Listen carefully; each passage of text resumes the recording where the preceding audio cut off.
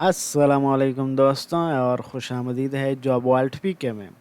आज हम बात करेंगे एक जो बैंक जॉब्स की।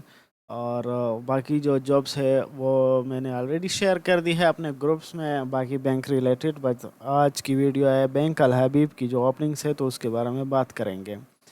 अब बैंक अल हबीब की एडवर्टीज़मेंट है जिसमें ये कहा गया है कि दाऊद हबीब ग्रुप जो है वो बैंकिंग में बहुत अच्छे हैं, और इनका एक बड़ा नेटवर्क है जो कि 1079 ब्रांचेस है एंड सब ब्रांचेस हैं 437 सिटीज़ में पूरे पाकिस्तान में। एंड उसमें ये कहा गया है कि डेडिकेटेड कैंडिडेट्स जो है उनको इनवाइट किया जाता है। तो एलिजिबिलिटी क्राइटेरिया किस के लिए है? सबसे पहले जॉब ओपनिंग जो है वो बिजनेस डेवलपमेंट बैंकर के लिए है।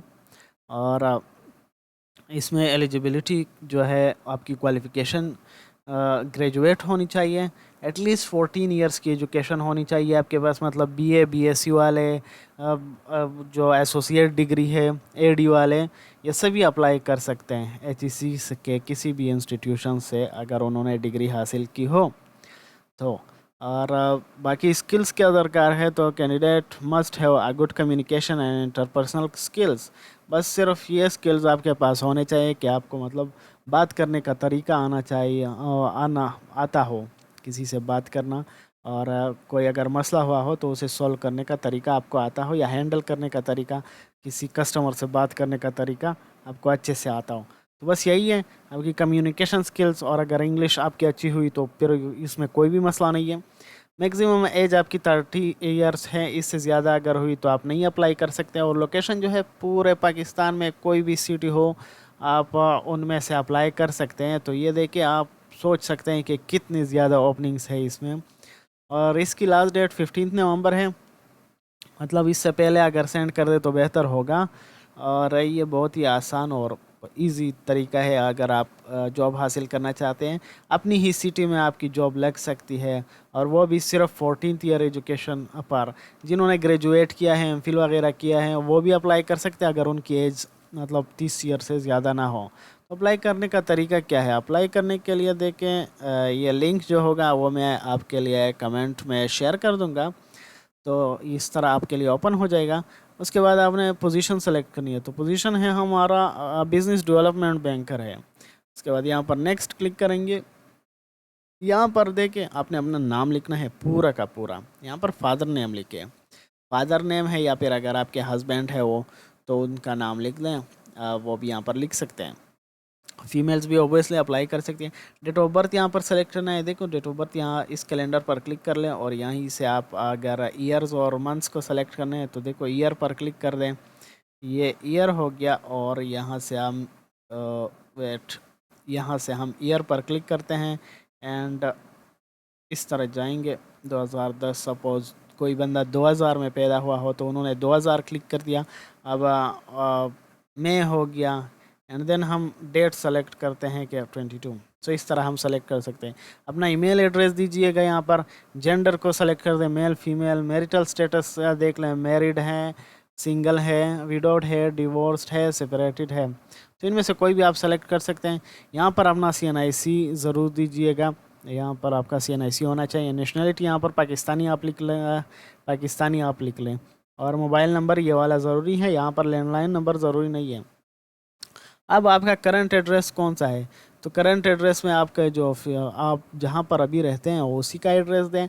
परमानेंट एड्रेस भी अगर आपका सेम है तो आप यहाँ से डायरेक्ट क्लिक कर सकते हैं इस पर। और अगर सेम नहीं है तो यहाँ पर वो कर सकते हैं अपने जो आप किसी गांव वगैरह से आए हैं, या फिर कोई भी आपका परमानेंट एड्रेस हो तो वो लिख लीजिएगा। अगर आपके दोनों सेम नहीं है तो अलग से भी लिख सकते हैं। फिर कंट्री पाकिस्तान है, यहाँ पर आप फिर से भी सेलेक्ट कर सकते हैं पाकिस्तान।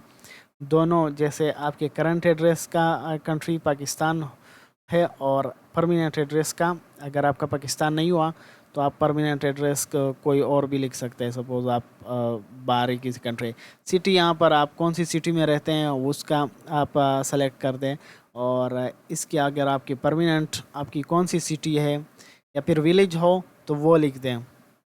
पोस्टल कोड क्या है? पोस्टल कोड मालूम करने के लिए देखें आसानी से आप कर सकते हैं। जैसे अगर मैं सर्च करूँ कि लाहौर पोस्टल कोड क्या है, लाहौर पोस्टल कोड, इस तरह लिख लें और वो आपको बता देगा।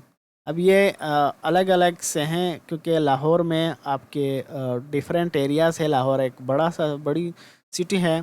तो सपोज़ यहाँ पर मैं लिख लूँ जौहर टाउन लाहौर पोस्टल कोड, तो देखें डायरेक्टली मेरे पास ये आ गया।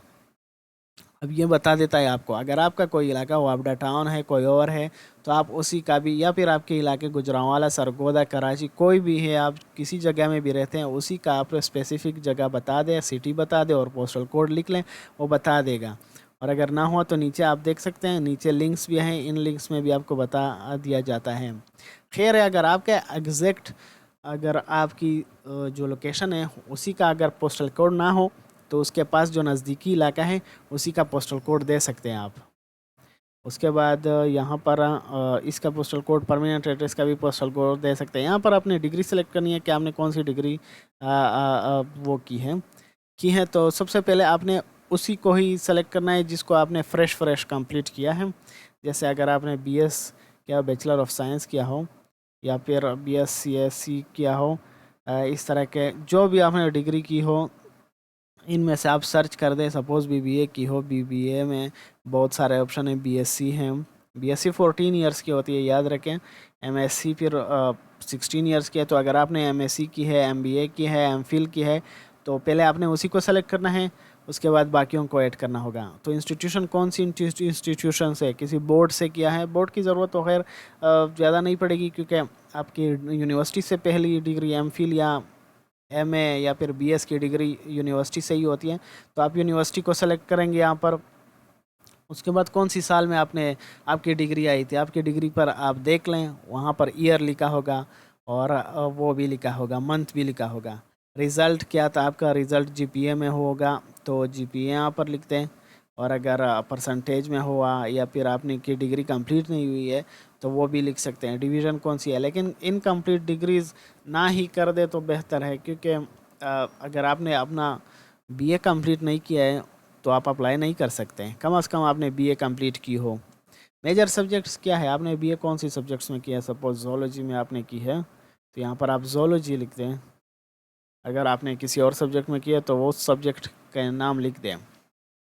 फिर प्रोफेशनल एक्सपीरियंस, अगर आपने कोई एक्सपीरियंस रिसेंटली हासिल किया या फिर कोई जॉब करते हो तो वो भी बता सकते हैं, जो कि बैंक रिलेटेड हो या फिर इस तरह के कोई और जो कि फाइनेंसिंग या फिर बैंक से रिलेटेड आपकी कोई जॉब की हो या फिर इंटर्नशिप की हो, तो वो आप यहाँ पर बता सकते हैं। इनिशियल पोजीशन, लास्ट पोजीशन क्या थी आपकी, कहाँ कब से कब तक आपने ज्वाइन की थे, डिपार्टमेंट का नाम भी लिख दें। लेकिन मोस्टली जो है फ्रेश ग्रेजुएट्स होंगे तो उनके पास ये नहीं होगा और ये लिखने की ज़रूरत भी नहीं है।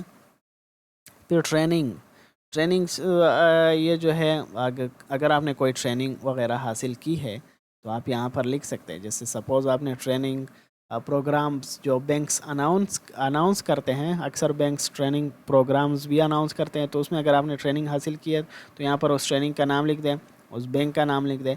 और अगर वैसे कोई और ट्रेनिंग्स हासिल की है तो वो भी लिख सकते हैं, लेकिन ज़रूरी नहीं है ये पार्ट। उसके बाद स्किल्स, कौन सी स्किल्स आपके पास है, यहाँ पर आपने खुद ही लिख लेना है कि मेरे पास ये स्किल है। आप कोई भी स्किल लिख सकते हैं। सफल मोस्टली आपके पास अगर उससे रिलेटेड हो, बैंकिंग से रिलेटेड हो तो बेहतर होता है। जैसे आपके पास कोई बैंकिंग या फाइनेंस स्किल है, फिर आपने कब एक्वायर की है, आपको कब हासिल की है, या फिर आपने प्रोग्रामिंग, सपोज पाइथन आपको आती है, C++, जावा वगैरह, आप इसी तरह ऐड मोर पर क्लिक करते जाएं और इसी तरह ऐड कर सकते। Communication skills, writing, MS word, MS office, इस तरह की चीज़ें अगर आपको आती है तो वो भी आप यहाँ पर ऐड कर सकते हैं। एक बाय एक हर एक खाने में यहाँ पर एक बार लिखना होगा, यहाँ पर डेट लगानी होगी, फिर ऐड मोर स्किल, फिर यहाँ पर एक बार फिर से ऐड करना होगा और लिखना होगा, फिर ईयर लिखना होगा एंड डेट, इस तरह ऐड कर सकते हैं। फील्ड ऑफ इंटरेस्ट आपकी क्या है, फील्ड ऑफ इंटरेस्ट मतलब आपको कौन सी चीज़ पसंद है, क्या किस बैंक में कौन सा पार्ट आपको पसंद है। तो हम यहाँ पर जैसे बिजनेस डेवलपमेंट या फिर डेवलपमेंटल बैंकर के तौर पर कर रहे हैं, तो यहाँ पर आप सेम उसी चीज़ को भी लिख सकते हैं कि बिज़नेस डेवलपमेंट में मेरा वो है, इंटरेस्ट है। आप यही कॉपी करके यहाँ पर पेस्ट कर सकते हैं, बिज़नेस डेवलपमेंट। अब अगर आपने पिछली बार भी अप्लाई किया था बैंक के लिए तो आप यहाँ पर यस क्लिक करेंगे, और अगर आपने कभी इस बैंक के लिए अप्लाई नहीं की थी किसी भी पोजीशन के लिए तो आप यहाँ पर नो लगा दें। और अगर आपने की होती तो आपने वो बता देंगे कि आपने कब की है और कौन सी पोजीशन के लिए आपने की थी। अब यहाँ पर आपने रिज्यूमे अटैच करानी है। रिज्यूमे के लिए जो है आप कोई भी वो कर सकते हैं, ऐप डाउनलोड कर सकते हैं या फिर ऑनलाइन बना सकते हैं या फिर ख़ुद ही प्ले स्टोर MS वर्ड में भी बना सकते हैं, इतना मुश्किल नहीं होता। जैसे मैं आपको अपनी वाली बता देता हूँ। अब ये देखें, ये मेरी PDF में CV है। आप ये यहाँ पर मैंने नाम लिखा है, प्रोफाइल वगैरह लिखी है, एक्सपीरियंस लिखा है, डेट्स उसके साथ दी हैं। फिर एजुकेशन का भी कहा गया है कि मैंने एजुकेशन कहाँ से हासिल की थी और मेरा मेन आइडियाज़ वगैरह या फोकस कहाँ पर था। वॉलंटियरिंग मैंने कौन सी जगह पर वॉलंटियरिंग वगैरह की थी। एडिशनल स्किल्स मेरे क्या है वो, ये सभी अगर आप चाहते हैं कि आपके लिए मैं वीडियो वो बना दूँ, इस तरह की वो बना दो, CV बना दो, तो आप मुझे भी कांटेक्ट कर सकते हैं। लेकिन मोस्टली मैं बिज़ी होता हूँ एंड आई चार्ज 300 पर CV। इस तरह की CV होगी, नॉर्मल सी, इसको देखकर भी आप बना सकते हैं, इतनी मुश्किल नहीं होती है। MS वर्ड में ये मैंने खुद बनाई है और सिंपल हो बेहतर है, पिक्चर ना लगाए तो वो भी अच्छा होगा। अब इस तरह का PDF आपके पास होगा CV का।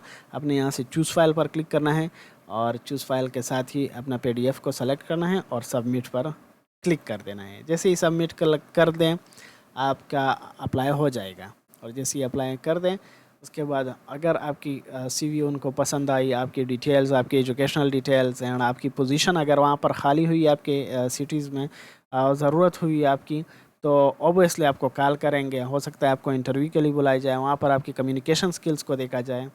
तो इस तरह की वो हो सकता है आपके पास। और अगर आपने BBA वगैरह की है, MBA वगैरह की है, फिर तो आपके बहुत ही ज़्यादा चांसेस होते हैं, क्योंकि बैंक वालों को यही चाहिए होता है कि कोई ऑलरेडी जो बैंकिंग की चीज़ें समझता हो वो आ जाए हमारे पास। लेकिन क्योंकि BBA वाले और MBA वाले इतनी इस पोजीशंस के लिए अक्सर अप्लाई नहीं करते, क्योंकि ये स्टार्टिंग पोजीशंस हैं और स्टार्टिंग पोजीशन के लिए वही लोग अप्लाई करते हैं जिन्होंने मतलब 14 इयर्स की एजुकेशन की हो, और MBA जो है वो 18 ईयर की एजुकेशन है, तो ओबियसली वो बड़े पोजीशन के लिए अप्लाई करेंगे। तो आपके लिए इसमें ज़्यादा चांस है कि आप सेलेक्ट हो जाएं। अगर फिर भी आपको कोई मसला हुआ तो आप पूछ सकते हैं। वीडियो पसंद आई हो तो लाइक एंड सब्सक्राइब ज़रूर कर दीजिएगा। कमेंट में कोई टाइप का क्वेश्चन भी पूछ सकते हैं या फिर व्हाट्सएप में भी पूछ सकते हैं। अल्लाह हाफ़िज़।